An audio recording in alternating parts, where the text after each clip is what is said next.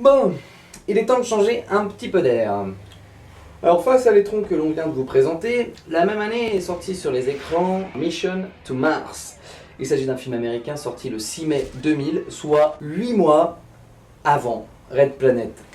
Il est mis en scène par Brian De Palma, un réalisateur qu'on ne présente plus, icône du nouvel Hollywood, plus connu pour ses réalisations de thrillers haut de gamme.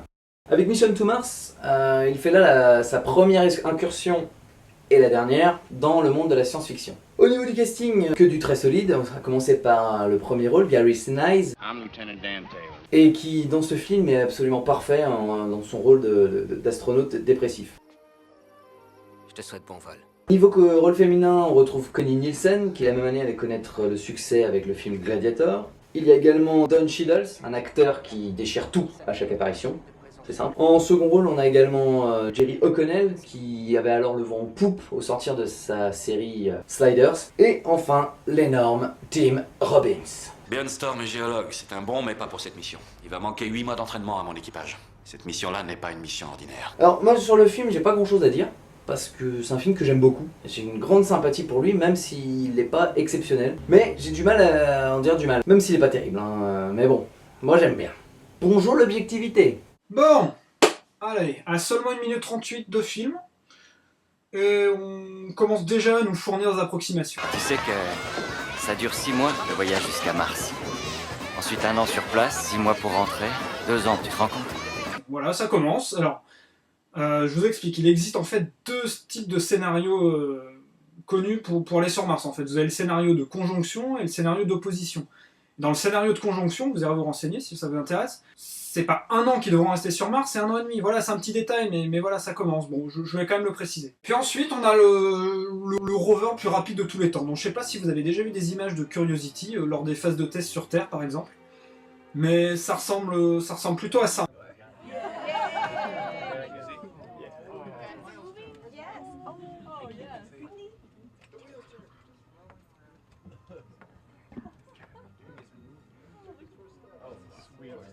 Pas une vulgaire voiture télécommandée.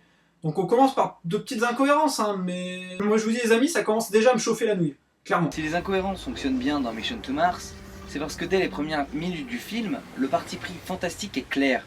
Le spectateur se retrouve face à un événement qui lui fait comprendre qu'il n'est pas face à un film réaliste.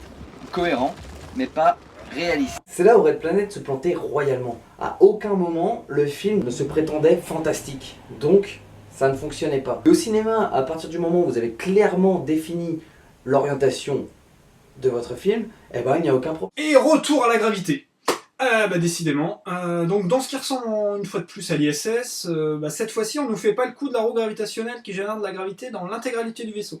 C'est un très bon point. Mais non, je déconne, évidemment, on se fout de notre gueule. Non, regardez, mais c'est moi ça où les gens sont en train de courir là, dans une partie du vaisseau qui ressemble à tout sauf à une roue, putain. Finalement, c'est pas mieux que Red Planet, on se fout encore de notre gueule, ils ont toujours rien compris. C'est pas grave, allez, on enchaîne. Vous êtes dur, professeur.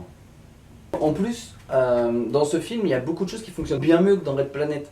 À commencer par les personnages. Ici, ce sont des clichés, mais qui ont été bien utilisés. Les personnages secondaires sont bien travaillés. Tous les personnages, en fait, ont un background, un passif, ils sont sympathiques. Humains, tout simplement. C'est pas compliqué. Regardez par exemple le personnage interprété par Connie Nielsen. C'est le seul personnage féminin du film, et dedans, elle est l'épouse de l'un des membres de l'équipage. Ce qui retire immédiatement toute l'ambiguïté puérile qu'on retrouvait dans Red Planet. Je vous rappelle qu'Ariadne Moss à poil. Tiens. Alors je suis parfaitement d'accord avec vous Bobby, malgré quelques énormités, ce film a un je ne sais quoi de sympathique. Et puis au moins on se rend compte que les scénaristes ont franchement potassé un minimum. Donc je vais prendre par exemple les fenêtres de lancement vers Mars, qui apparaissent tous les 26 mois. Donc le voyage initial, il a duré 6 mois, puis 13 mois sont passés sur la Terre avant que la catastrophe, vous savez, avec le serpent géant arrive. Donc ça fait donc 19 mois depuis la première fenêtre. Quand la mission de secours arrive, on découvre, et je cite, « Ou peut-être de la mort de son équipage et de la solitude sur Mars pendant 1 an. C'est un miracle qu'il ait survécu si longtemps. » Ils ont donc préparé la mission 6 mois, et ensuite les 6 mois de voyage, donc ce qui fait bien 1 an. Donc si on rajoute les 6 mois de préparation aux 19 mois précédemment calculés, ça nous donne donc 25 mois. Et comme les fenêtres durent généralement en 6 semaines, restent ouvertes 6 semaines, Ben on est pile poil dedans, donc ça me fait vraiment plaisir. Ça rajoute franchement à la cohérence du film. J'ai rien compris. Je vais passer sur l'improbable ADN en bonbon, dont la rotation parfaite de chaque élément à l'exacte même vitesse que les autres permet de conserver la structure en hélice, pour m'intéresser plutôt sur un autre élément. Est-ce que vous voyez les cheveux là, Bobby? Pourquoi ils flottent pas? On est en zéro gravité, merde. Les cheveux flottent. Les cheveux flottent, point. Franchement, je vous pose la question, Robert, est-ce que c'est si dur de faire flotter des cheveux dans un film à 59 millions de dollars? Non, c'est plus 90 millions de dollars en fait. Et je crois qu'on s'en fout des cheveux. Bon, mais moi ça m'énerve ces cheveux qui flottent pas, et bon, mais en plus ça va me permettre de pouvoir continuer à vous prouver qu'ils ont définitivement rien compris à la gravité. Donc regardez dans ce passage, il tente d'expliquer d'où vient la gravité, à savoir cette grande roue là qui tourne pour créer de la force centrifuge. Clairement ça n'a jamais été testé en grandeur nature, hein. Mais il faudrait quand même une roue bien plus grande et que ça tourne bien plus vite pour générer un G. C'est énorme un G, je sais pas si vous vous rendez compte, on est dans l'espace quoi. Donc les mecs, le principe de la roue c'est que la rotation génère une force centrifuge en plus. Donc logiquement, plus on se rapproche du milieu, bah, la force centrifuge va progressivement diminuer et on se retrouve en apesanteur. Bah là apparemment non, regardez l'autre Gus là il monte l'échelle et au milieu bah, il est toujours en gravité, donc ça c'est pas logique. Et puis plus loin, bah, là encore mieux, bah, on voit tout ce petit monde profiter d'une bonne gravité dans la salle de réunion. La salle de réunion clairement elle est pas située dans la roue. Voilà, parce que là, ils ont fait un effort, mais c'est dommage, ils ont bâclé, c'est limite encore plus énervant. Ah oui, puis Robert, une petite aparté, hein, pour ceux qui le savent pas, toi je sais que tu sais pas. Je vous rappelle quand même que lors d'un voyage de 6 mois, le corps en fait est soumis à une décalcification osseuse et une perte de masse musculaire.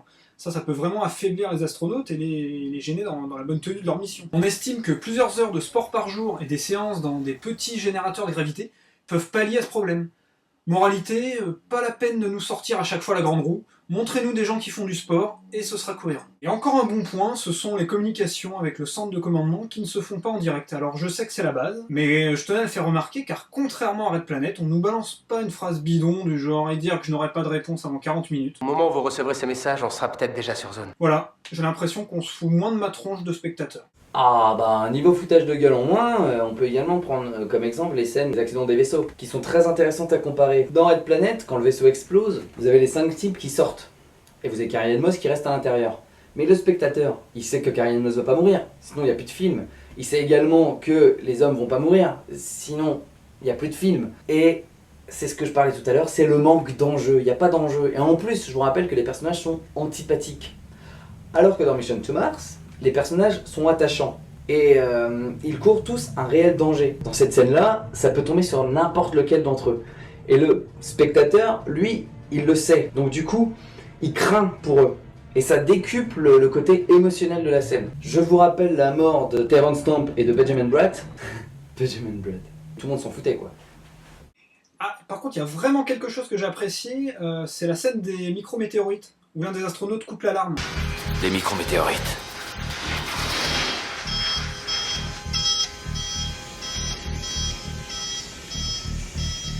Coupez les alarmes! Je sais pas si vous vous rappelez, mais tous les films de science-fiction qu'on a vus, vous avez des alarmes qui sonnent pendant des heures pour alerter d'un danger, c'est complètement idiot. Ici, l'alarme, elle alerte du danger, et une fois avertie, elle a plus lieu d'être, et il la coupe. Ça, c'est super bien vu, et c'est très cohérent. Et par contre, l'ordinateur qui semble faiblir au fur et à mesure que l'atmosphère diminue... 10%. J'arrive pas vraiment à comprendre, il faudra vraiment m'expliquer. Ça n'a absolument aucune logique. C'est quoi? Est-ce que c'est une tentative de copier 2001 à tout prix? C'est quoi? Je râlais tout à l'heure en ce qui concerne les différentes péripéties sans queue ni tête ni enjeu dans Red Planet. Et ici c'est différent. Les personnages se retrouvent confrontés à des événements hostiles mais cohérents. Et dès le départ, le film fait comprendre qu'il y a un problème sur la planète. Mais mis à part l'épreuve du vaisseau, qui est justifiée par un ressort scénaristique fiable au début du film, et qui donc n'arrive pas comme un cheveu sur la soupe, il se retrouve face à des péripéties cohérentes. Et rien que ça ne vous fait pas sortir du film toutes les 30 secondes. Cohérente, faut quand même vite le dire. Hein. Une pluie de météorites, ok, pourquoi pas, ça peut arriver. Par contre, dans la logique, après une pluie de météorites, une inspection de la coque aurait quand même dû être faite, je sais pas, peut-être pour vérifier s'il n'y a pas eu de dégâts, etc. Bon, c'est un détail, hein. Pour on en est là-dedans. La scène où les astronautes découvrent qu'ils peuvent respirer est un autre exemple de comparaison intéressante. Ici, ils n'en font pas tout un foin, ça se passe assez rapidement. Ils savent que les spectateurs ne vont pas croire que le film va s'arrêter subitement comme ça au bout de 45 minutes. Spoiler! C'est qui qui a spoilé? Ensuite, le film part dans un délire métaphysique, auquel j'ai du mal à adhérer et que j'ai un peu de mal à comprendre aussi. Alors l'idée sur nos origines est plutôt bien trouvée, et puis en plus, dès le début du film, on se doute de quelque chose comme ça. Mais je sais pas, je trouve que arrivé aussi loin dans le film, le spectateur est en droit d'attendre autre chose. Peut-être de moins surfait, parce que c'est bien fait, c'est joli, c'est poétique, mais c'est long, puis je trouve qu'il manque un truc que je ne saurais expliquer. Et personnellement, à chaque fois, moi, ça me fait sortir du film, quoi. Magnifique présentation du système solaire, absolument génial. Donc les Martiens sont censés en fait s'adresser à l'élite de l'humanité. Non mais regardez Bobby, c'est pas du tout à l'échelle, on dirait... Vous savez le genre de poster là qu'on nous file en C2 pour nous expliquer le système solaire? Ce poster à cause duquel des milliards d'humains pensent que la Lune, vous voyez la Lune, elle est là comme ça, là, tout proche de la Terre. Alors qu'en fait, elle est plutôt là-bas. Durant cette scène, on apprend que la désertification de Mars sera en fait due à une météorite. Oui, donc une race capable de coloniser une galaxie entière, manifestement, n'a pas la puissance et la technologie pour repérer et dévier un astéroïde. On nous prend vraiment pour des cons, en fait. Hein. Et ensuite, on apprend que les Martiens sont à l'origine de l'explosion de vie qu'a connue la Terre pendant le Cambrien.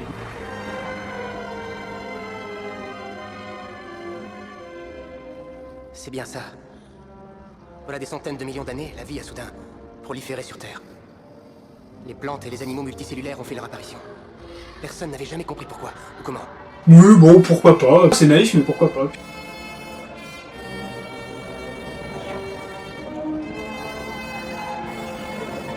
Bon, à la fin, ils partent carrément pour une autre galaxie. Je souhaite bon vol, Jim. Ça pour le coup, c'est vraiment con. Et tu te rends compte qu'à la fin, Bruce Willis, il est mort. Chut, c'est qui qui a spoilé. Alors pour Red Planet, moi j'attribuerais la note de 1 sur 5. Pourquoi 1 ? Parce que ce film permet de remettre en perspective beaucoup de choses. Il permet d'aborder d'autres œuvres de science-fiction ou non, sous un angle différent. Et en fait, il nous offre la possibilité de relativiser beaucoup de trucs à côté en fait. Et également parce qu'il a pulvérisé Val Kilmer. Et ça, franchement, fallait le faire. Et chapeau les gars. Chapeau. Ok, globalement, moi je lui mets la note la plus basse niveau cohérence scientifique.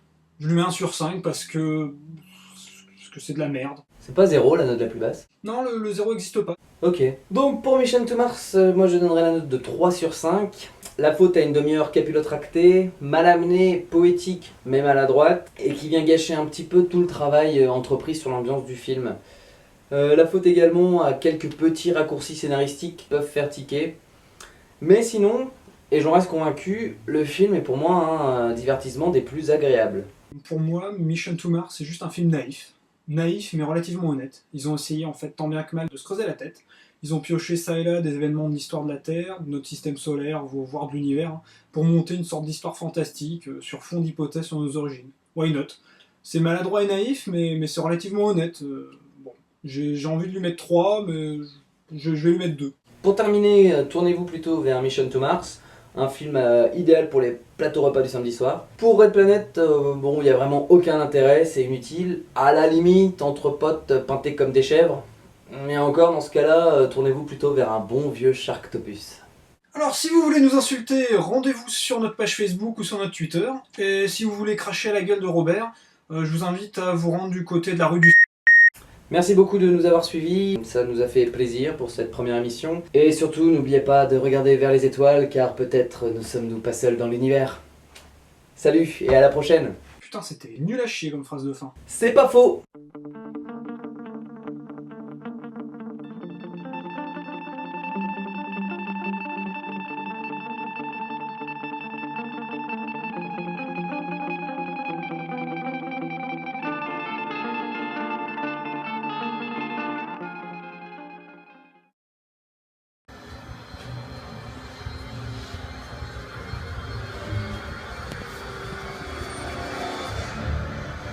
Non.